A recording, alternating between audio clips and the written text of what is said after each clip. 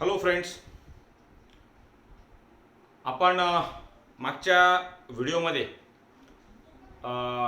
एक प्रॉपर्टी घेतली होती. आठवते का? कुठली प्रॉपर्टी घेतली होती? आपण घेतली होती कोलिगेटिव्ह प्रॉपर्टी ऑफ इलेक्ट्रोलाइट्स. बरोबर आहे की नाही? कोलिगेटिव्ह प्रॉपर्टी ऑफ इलेक्ट्रोलाइट्स आपण घेतलेलं होतं आणि त्यामध्ये आपण असं सांगितलं होतं की ज्याप्रमाणे नॉन इलेक्ट्रोलाइटच्या कोलिगेटिव्ह प्रॉपर्टीज असतात त्याचप्रमाणे कोलिगेटिव्ह प्रॉपर्टी ह्या इलेक्ट्रोलाइटच्या सुद्धा असतात. बरोबर आहे. म्हणजे आपण मागच्या वेळेस NaCl, AlCl3, KCl अशा प्रकारचे आपण एक्झाम्पल्स घेतले होते. मागचा व्हिडिओ जर तुम्ही थोडासा लक्ष देऊन ऐकला आणि आजचा व्हिडिओ जर लक्ष देऊन ऐकला तर आजच्या व्हिडिओमध्ये आपण जे काही शिकणार आहोत ते सहज आपल्याला समजू शकतं. ओके. मागच्या व्हिडिओमध्ये, मागच्या लेक्चरमध्ये आपण एक ही प्रॉपर्टी घेताना, कोलिगेटिव्ह प्रॉपर्टी, इलेक्ट्रोलाइटच्या कोलिगेटिव्ह प्रॉपर्टी घेताना आपण आधी नॉन इलेक्ट्रोलाइटच्या कोलिगेटिव्ह प्रॉपर्टीज काय काय होते आणि त्यांचे फॉर्म्युलेज काय काय होते ते आपण घेतलेले होते. आज आपण ते पुन्हा रिपीट करणार नाही आहेत. थोड्या वेळाने आपल्याला ते घ्यावेच लागणार आहेत जेव्हा तो वेळ येईल तेव्हा. सध्याशी आता आपण ते रिव्हिजन ती मागच्या पिरियडला आपण घेतलेली आहे. तर आता समजा ह्या कोलिगेटिव्ह प्रॉपर्टी कशाच्या? इलेक्ट्रोलाइटच्या. ओके. ह्या आपल्याला नॉन इलेक्ट्रोलाइटच्या कोलिगेटिव्ह प्रॉपर्टी घेऊन जर फाइंड आउट करायच्या असेल, बघा मी काय म्हणतोय.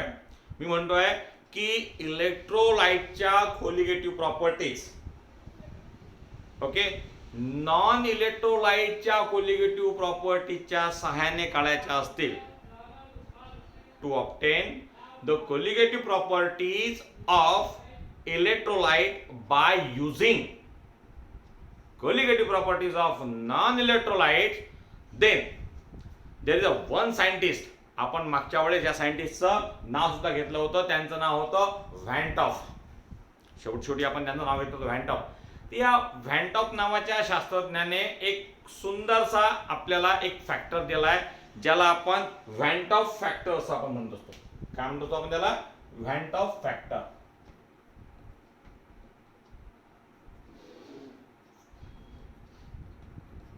व्हॅन टॉफ फॅक्टर आणि याला आपण डिनोट करत असतो स्मॉल आय.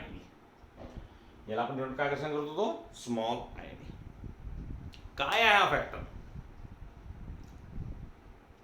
तर याचं म्हणणं हे होतं की हा आय हा डिसाइड करतो की इलेक्ट्रोलाइट सोल्यूटच्या किंवा सोल्युशनच्या कोलिगेटिव्ह प्रॉपर्टीज काय असेल. त्यांनी हे म्हटलं होतं हा आय काय आहे? तर हा एक रेशो आहे. रेशो कशाचा आहे? तर obviously colligative property of non electrolyte to the colligative property of non electrolyte of same concentration. एक लक्षात ठेवा. What is I? I is nothing but colligative property of electrolyte upon colligative property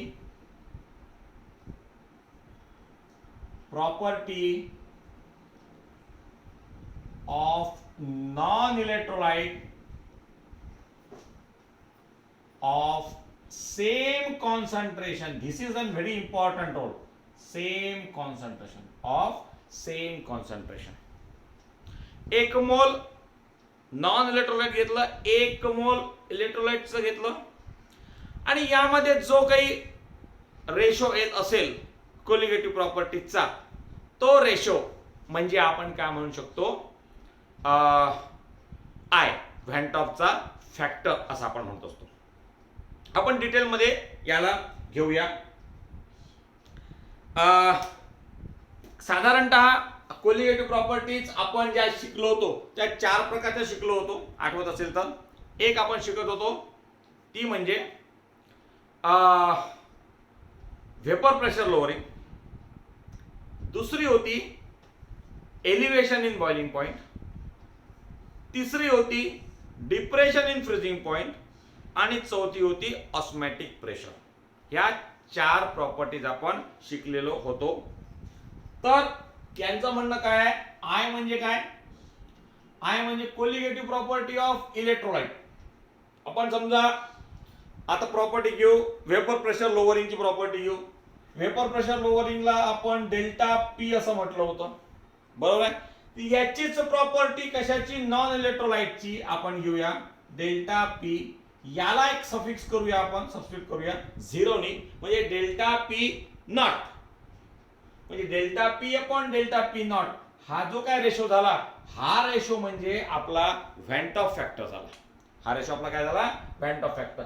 same to same आपण boiling point elevation साठी घेतलं होतं delta t बी, correct. यालाच आपण bracket मध्ये डेल्टा टी बी आणि याला सबस्टिट्यूट करूया 0 नी, म्हणजे डेल्टा टी बी नॉट असा जर आपण म्हणतो, म्हणजे delta t b upon delta t b not is called as what, van't Hoff factor. Same to same आपण घेऊया delta t f upon delta t f not is set to be i. आणि चौथी आपली property होती osmotic pressure, जी आपण पायनी दाखवायचो. So pi upon pi not is set to be a van't Hoff factor i. Okay, हे लिहून घ्या. ओके, म्हणजेच काय की हा आय जो आहे, हा आय आपल्याला काय सांगतो, हा आय आपल्याला सांगतो की पार्टिकल्स, नंबर ऑफ पार्टिकल्स किती पटीने वाढले किंवा ते किती पटीनं लेस झाले, कमी झालेत, हे आपल्याला हा आय फॅक्टर दाखवतो. किंवा आपण असंही म्हणू शकतो की किती पटीने कोलिगेटिव्ह प्रॉपर्टी वाढली सोल्यूटची, इलेक्ट्रोलाइटची, किंवा किती पटीने ती कमी झाली जेव्हा तो इलेक्ट्रोलाइट डिसोसिएट्स, त्या इलेक्ट्रोलाइटचं डिसोसिएशन होतं किंवा आपण म्हणू असोसिएशन होतं.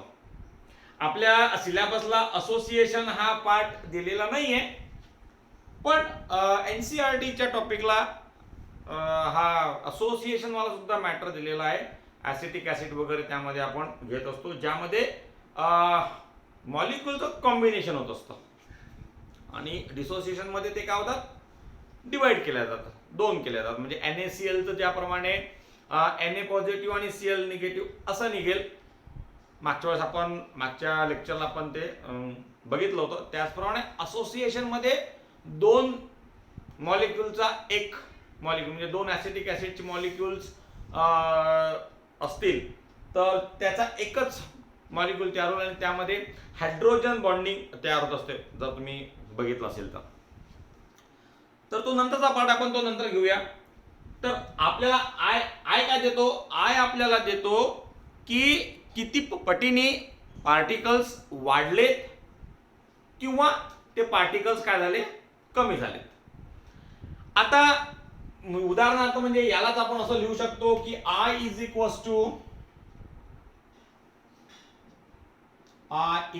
To total number of moles after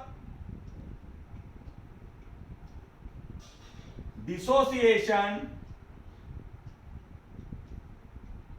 or we can say that association, upon total number of moles before dissociation or association.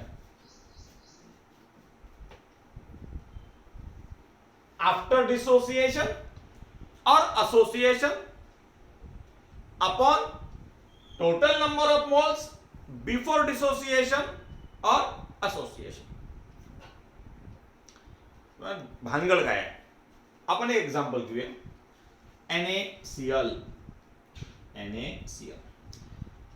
असं आपण समजू की NaCl चं 100% डिसोसिएशन होतं. NaCl हा डिसोसिएट होत असतो. समजा आपण विचार केला की 100% याचं डिसोसिएशन होत असेल तर काय मिळणार आपल्याला? Na positive plus Cl negative 100%. इथे आपण किती घेतलं? 1 मोल. इथे काय भेटलं? Na पॉझिटिव्हचा 1 मोल. हे आपण मागच्या वेळेला घेतलं होतं. Cl निगेटिव्हला 1 मोल. बरोबर. म्हणजेच काय झाले? याचे एकूण किती झाले मोल? 2 मोल झाले. बरोबर आहे? Yes or no? परत आता जर डिटेल मध्ये जर आपण घेतली तर इनिशियल स्टेजला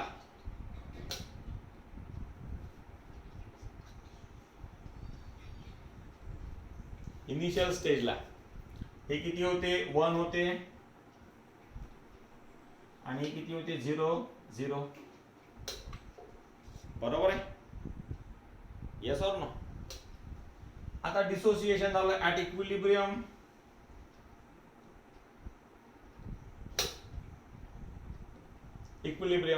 हे समजा पूर्ण झालंय. हे 1 झालं. हे 1 राहतीलच बिफोर. बरोबर. आफ्टर मध्ये किती झाले? हे 1 झाले. आणि किती झाले एकूण? 2. 1 + 1 2. मग आय काय होणार आहे? I is equals to total number of moles after dissociation किती झाले? 1 + 1 किती होता? 2 upon number of moles before dissociation किती होते? 1. 2/1 इज इक्वल्स टू 2. मागच्या वेळेस आपण हेच घेतलेलं होतं, आठवत असेल तुम्हाला की नॉन इलेक्ट्रोलाइट समजा आपण घेतला असता युरिया वगैरे तर काय होतं? युरिया 1 मोल घेतला सोल्युशन मध्ये, आपण टाकला सोल्युशन मध्ये, तो किती असतो? तो 1 मोलच असतो. युरिया मध्ये ना असोसिएशन होत ना डिसोसिएशन होत. परंतु जेव्हा आपण NaCl घेतला तेव्हा मात्र हा पार्ट आपल्याला भेटला. CaCl2 घेतला आपण, Ca2 positive plus twice Cl negative. पुन्हा आपण एखादं उदाहरण घेऊया म्हणजे अधिक ते जास्त क्लिअरली कळतं आपल्याला.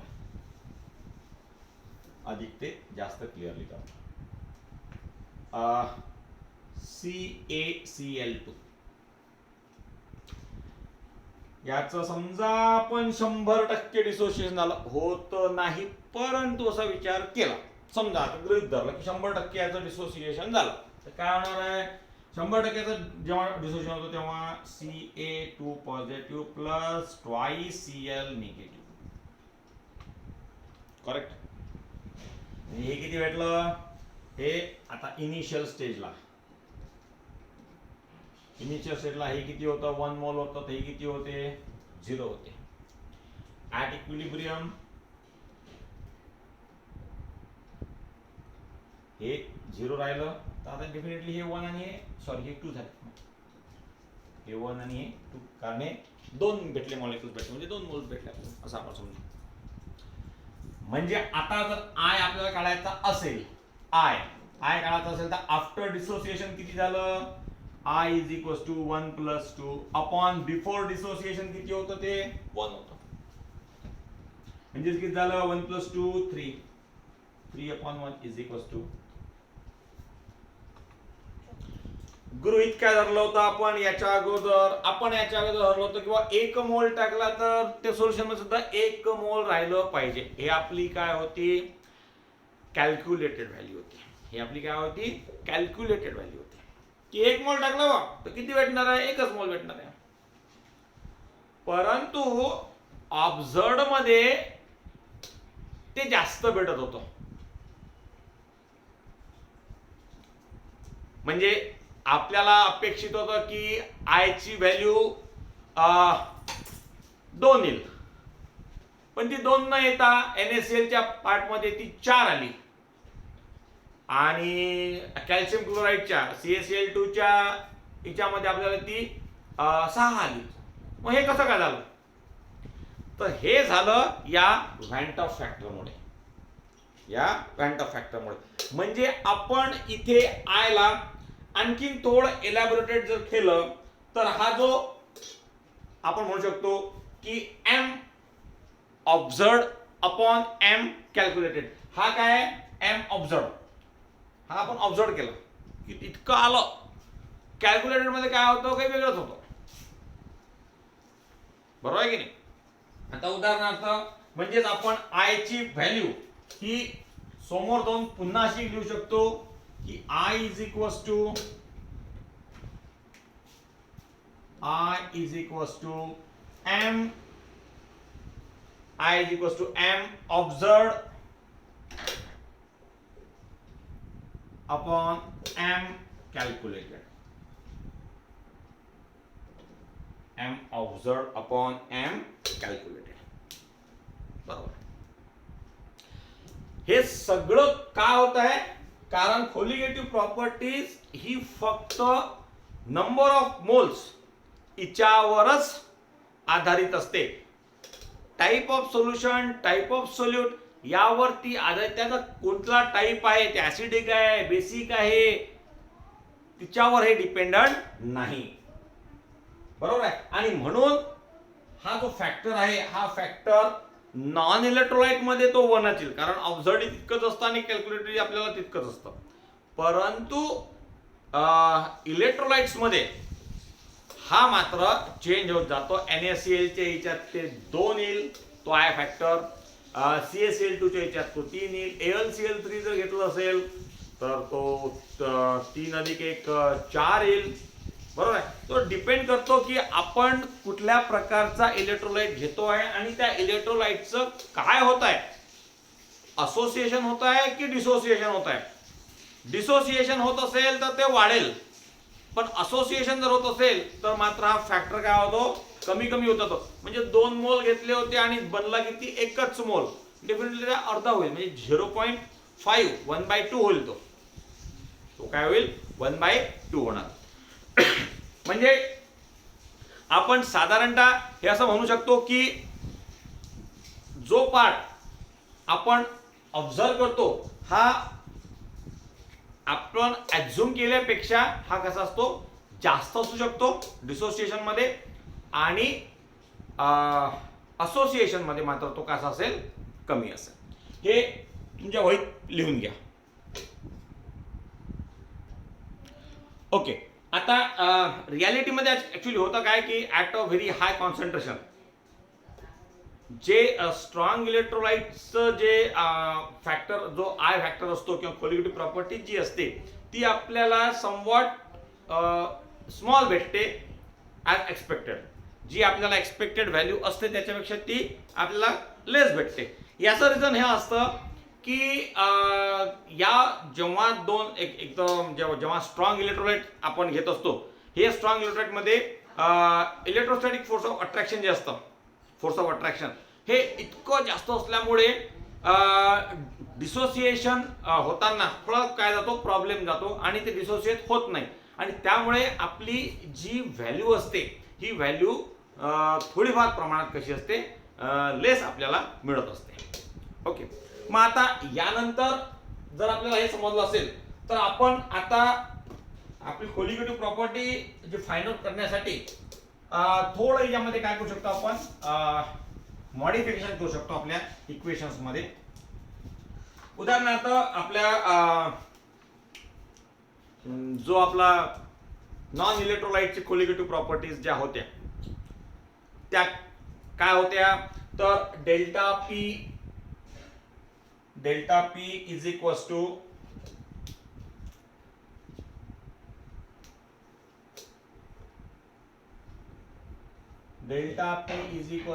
P01 correct into mole fraction of solute x2. आपण असं म्हणतो x2 म्हणतो, सोल्यूटला आपण x2 म्हटलं होतं, 2 म्हटलं होतं आणि सॉल्व्हंटला 1 म्हटलं होतं. अशा प्रकारे P01 इंटू x2 आपण असं म्हटलं होतं, बरोबर आहे. मग आता या पार्टला आपल्याला काय करावं लागेल, या पार्टला आपल्याला delta P is equals to I into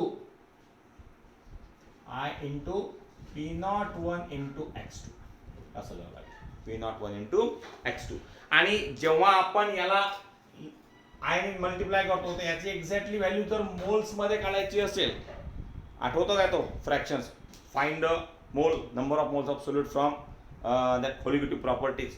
यामध्ये जेव्हा आपण करतो तेव्हा हा I मल्टिप्लाइड बाय P01 आणि x2 साठी आपण घेत होतो, जर आठवतं तुम्हाला, W2 into M1 upon M2 into W2, M2 into W1, M2 into W1.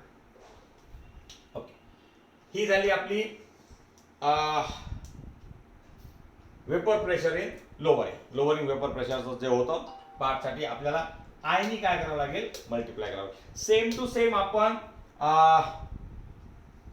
Elevation in boiling point साठी करू शकतो. एलिव्हेशन इन बॉइलिंग पॉइंट काय होता, delta TB is equals to आपण काय लिहितो, केबी इंटू एम.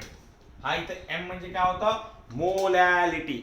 एम काय होती इथं, मोलॅलिटी. आणि याला आपण जेव्हा आता थोडंसं यामध्ये चेंजेस केला, मॉडिफाईड केलं, तर डेफिनेटली ही व्हॅल्यू अशी राहणार आहे. याच्याबद्दल आपण म्हणजे I multiplied by KB into M, I into KB into M. पुन्हा आपण त्या एम ची व्हॅल्यू तिथे लिहू शकतो, मागच्या वेळेस आपण ती लिहिलेली होती. ओके, आता लिहिण्याची काही आवश्यकता नाही आहे, तरी पण एमच्या बद्दल आपण ते डब्ल्यू वगैरे आपण ते पार्ट मध्ये लिहू शकतो.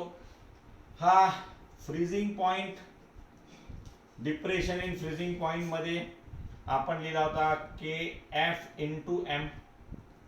हा एम इथे पुन्हा काय होता, मोलॅलिटी हा होता. याला पुन्हा आपण काय करू, I नी काय करू, मल्टिप्लाय करू, तर पुन्हा के एफ इंटू एम असं आपण लिहू शकतो. तिसरा ऑस्मॅटिक प्रेशर, ज्याला आपण पाय नी डिनोट केलं होतं आणि पायची व्हॅल्यू होती MRT. पायची व्हॅल्यू काय होती, MRT. आणि या पार्टला सुद्धा आपण काय करूया, I नी मल्टिप्लाइड केलं, तर हा I इंटू MRT. एम ची व्हॅल्यू आपण आणखी समोर काहीतरी लिहू शकतो. ओके, तो काही विषय नाही. तर यामध्ये आता हे जे इक्वेशन्स आहेत,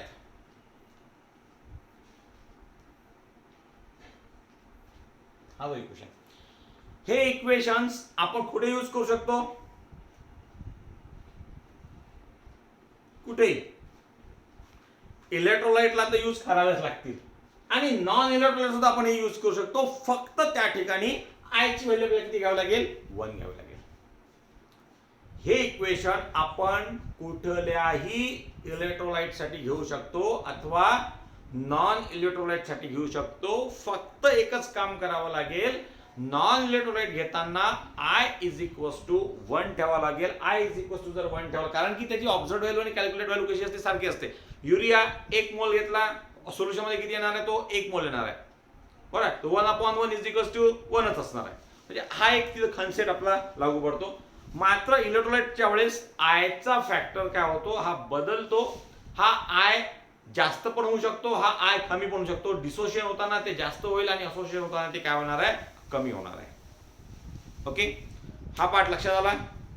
आणि याला आपण म्हणत असतो modification of expression of colligative property. याला आपण काय म्हणत असतो, modification of expression of colligative properties. हा एकदा आपल्या वहीमध्ये थोडासा लिहून घ्या. ओके, आता आपण घेऊया, याच्यावर आपण ते रिलेशन घेतलेलं आहे, फक्त नंबर्स मध्ये घेतलेलं होतं. आता आपण एक्झॅक्ट मध्ये घेऊया. Degree of dissociation, relation between the degree of dissociation and van't Hoff factor.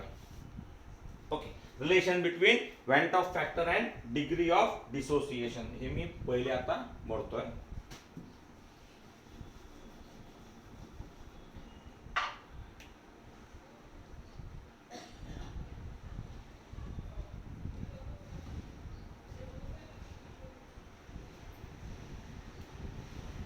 Degree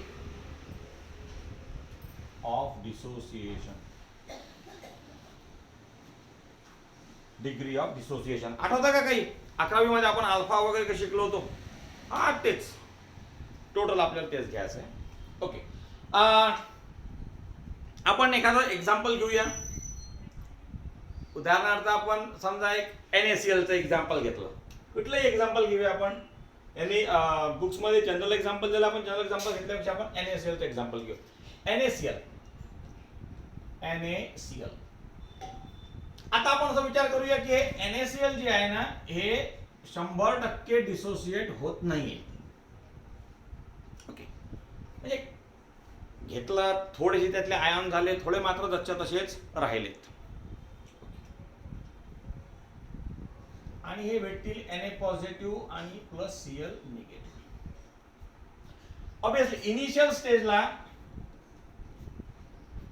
स्टेजला हे 1 मोल राहणार आहे. डेफिनेटली हे किती राहणार आहे? 0 सुरू झाली रिएक्शन, सुरू झाली नाही 0 आफ्टर रिएक्शन Na पॉझिटिव्ह मधले NaCl मधले Na पॉझिटिव्ह झाले, Cl निगेटिव्ह झाले, Na positive Cl negative, Na positive Cl negative होत गेले. आणि एक वेळ अशी आली की आता हे Na पॉझिटिव्ह आणि Cl निगेटिव्ह हे आयॉन्स निघणे आता बंद झाले. आपण म्हणूया तितकं आपली रिएक्शन तिथे काय झाली? स्टॉप झाली.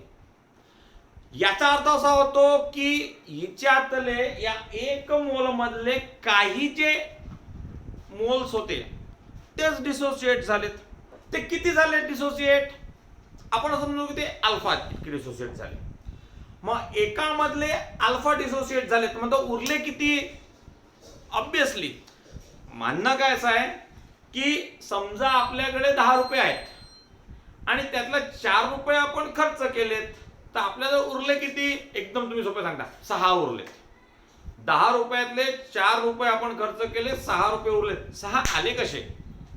6 आले जेवढे इनिशियली आपल्याकडे होते इनिशियली जेवढे आपल्याकडे होते त्यामधनं आपण जेवढे खर्च केले ते मायनस केले. आता इनिशियली आपल्याकडे होते किती? 1 मोल. डिसोसिएट किती झाले?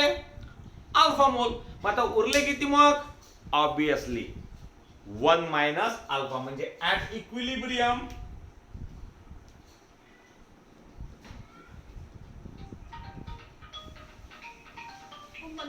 1 मायनस अल्फा एवढे उरले असतील. आणि या 1 मायनस अल्फा जर इथे उरले असतील तर इथे किती जमा झाले असतील?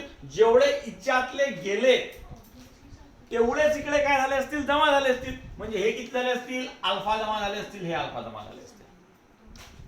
हे कुठला आहे? हे आफ्टर डिसोसिएशन. हा पार्ट कुठला आहे? After dissociation.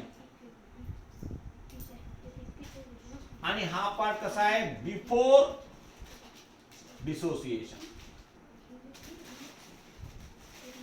आफ्टर डिसोसिएशन आणि बिफोर डिसोसिएशनचा हा पार्ट आहे. आता आपल्या या लेक्चरचा सुरुवातीचा पार्ट 5-7 मिनिटाच्या अगोदर आपण या थोड्या वेळाच्या अगोदर आपण एक फॉर्म्युला लिहिला होता. Total number of moles after dissociation upon total number of moles of solute before dissociation and is nothing but equals to I. म्हणजेच व्हॅन्ट ऑफ फॅक्टर जो होता त्या व्हॅन्ट ऑफ फॅक्टरचा आपण फॉर्म्युला लिहिला होता. जर total number of moles of solute, total number of moles of solute after dissociation upon total number of moles of solute before dissociation. Before dissociation. After dissociation मध्ये total number of moles of solute काय असतील? Simple आहे मित्र, 1 minus alpha इथं होते. Total करायचे म्हणजे addition करायचे. एक लक्षात ठेवा, हे इथं किती आहेत? अल्फा. इथे किती आहेत? अल्फा. अपॉन बिफोर किती होते? 1 प्लस 0 प्लस 0 इक्वल टू 0, म्हणजे 1 प्लस 0 इक्वल टू 1. इकडे हा minus alpha plus alpha gets cancel, is equal to काय असणार आहे? 1 प्लस अल्फा अपॉन 1 म्हणजे 1 प्लस, म्हणजे आय चा फॅक्टर किती असणार आहे? 1 प्लस अल्फा. म्हणजे जर का अल्फा मोल डिसोसिएट झाल्यानंतर, अल्फा पार्टिकल डिसोसिएट झाल्यानंतर व्हॅन्ट ऑफ फॅक्टर किती राहतो आपला? तर आपला तो राहतो 1 plus alpha. Is that clear? yes or no? So here we finish our theoretical parts. theoretical part जेवढा काही आहे स्टेट बोर्डाला लागू असलेला, हा सर्व पार्ट आपण आज इथे संपवलेला आहे.